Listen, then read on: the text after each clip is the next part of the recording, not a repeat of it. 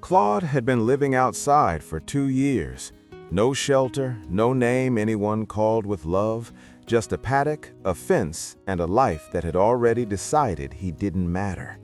And then, everything changed.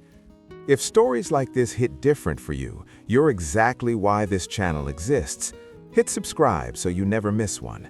We put out new animal stories every week, and I promise some of them will wreck you in the best possible way.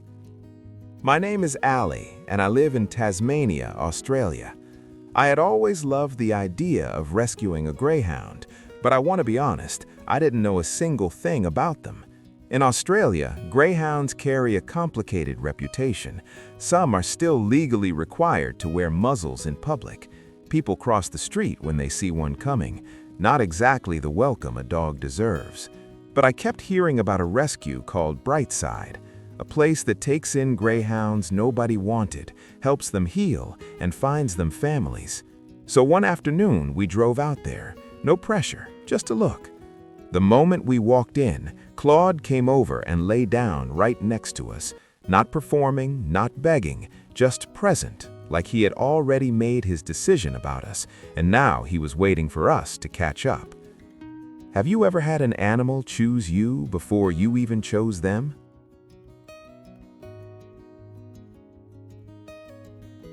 We brought him home that same week. The first few days were something nobody prepares you for. Claude didn't respond to his name because no one had ever used it with love. He had spent 2 years in that paddock, handed off to a man who had big plans to race him, then completely lost interest. When racing didn't work out, Claude wasn't rehomed. He wasn't given a second chance. He was just left outside, alone, every single day. So when he walked into our house for the very first time, he had no idea what any of it was. He stood at the top of our staircase and froze. He looked down, looked back at us, looked down again. We waited. He didn't move. So we picked him up and carried him down the stairs, this long, dignified, completely baffled creature, tucked into our arms like a greyhound-sized baby, because he had never once in his life been asked to navigate a single step. He's built like a small horse, by the way. Carrying him was not a graceful experience for anyone involved. But we did it every single day until he figured it out on his own. That's what building trust with a dog like Claude looks like. You don't rush it. You don't force it. You just show up. Same stares, same patience, same love. Until one morning he walks down by himself and glances back at you like it was never a big deal to begin with. Weeks passed. Claude started sleeping on the couch. He learned his name. He'd hear Claude called from the other room and come trotting over with this expression that said, "Obviously, I always knew that was me." He started running on the beach near our home, and if you have never seen a greyhound at full speed, I genuinely don't have the words for it. They are built for this. Every muscle, every inch of that long, elegant body designed to fly. Other dogs on the beach would just stop and stare. Owners would ask what breed he was, like they couldn't quite classify what they were seeing.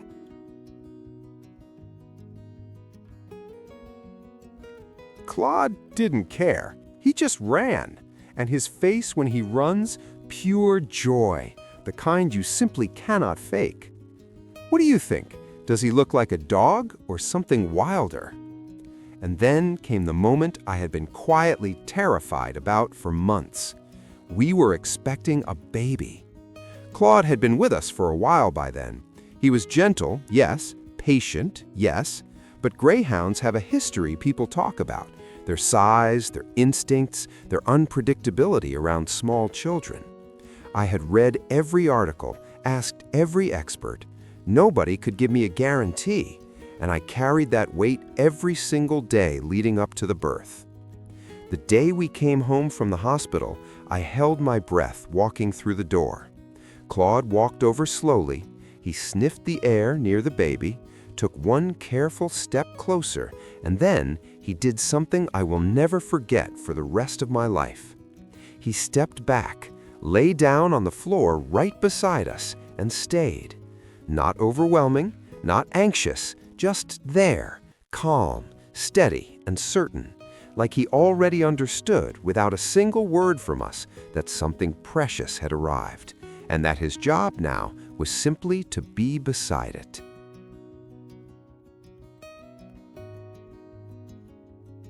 Within a week, the two of them were curled up, sleeping next to each other. Not because we trained it, not because we forced it, just two souls who had found each other and quietly decided, "You are safe with me." Now here is what nobody tells you about rescuing a dog with a broken past. You go in thinking you are the one doing the saving. The home, the warmth, the food, the stairs you carry them down because they have never seen stairs before. You think the math is simple. You give, they receive. But Claude rewrote that math completely. The dog who had nothing, no shelter, no name, no one who ever stayed, became the most constant, grounding presence in our home. He was there at 3 a.m. when the baby wouldn't stop crying and I had nothing left. He was there on the days when everything felt like too much. He never asked for explanations. He never needed us to be okay first. He just showed up.